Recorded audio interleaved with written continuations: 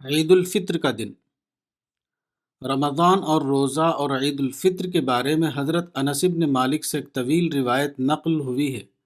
اس روایت کا ایک حصہ یہ ہے: فَإِذَا كَانَ يَوْمُ عِيدِهِمْ یعنی یوم فطرہم باہا بہم ملائکتہ فقال ملائکتی ما جزاء اجیر وفى عملہ قالوا ربنا جزاؤه ان يوفى اجره قال ملائکتی عبیدی و ایمائی قضوا فریضتی علیہم ثم خرجوا یعجون الی الدعاء وعزتی وجلالی وکرمی وعلوی وارتفاع مکانی لأجیبنہم فیقول ارجعوا فقد غفرت لکم وبدلت سیئاتکم حسنات قال فیرجعون مغفورا لهم۔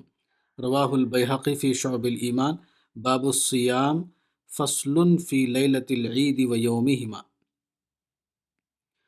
یعنی جب عید کا دن آتا ہے، یعنی عید الفطر کا دن، تو اللہ تعالیٰ فرشتوں کے سامنے روزے دار بندوں اور بندیوں پر فخر کرتا ہے۔ وہ کہتا ہے: اے میرے فرشتوں، اس کی جزا کیا ہے جس نے اپنے عمل کو پورا کر دیا؟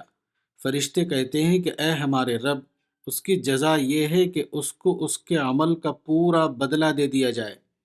خدا کہتا ہے کہ اے میرے فرشتوں، میرے بندوں اور میرے بندیوں نے میرے اس فرض کو ادا کر دیا جو ان پر عائد تھا۔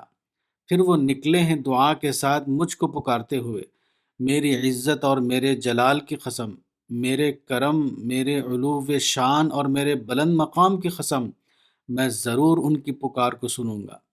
پھر اللہ تعالیٰ فرماتا ہے کہ تم لوگ واپس جاؤ، میں نے تم کو بخش دیا اور میں نے تمہارے سیئات کو حسنات میں تبدیل کر دیا۔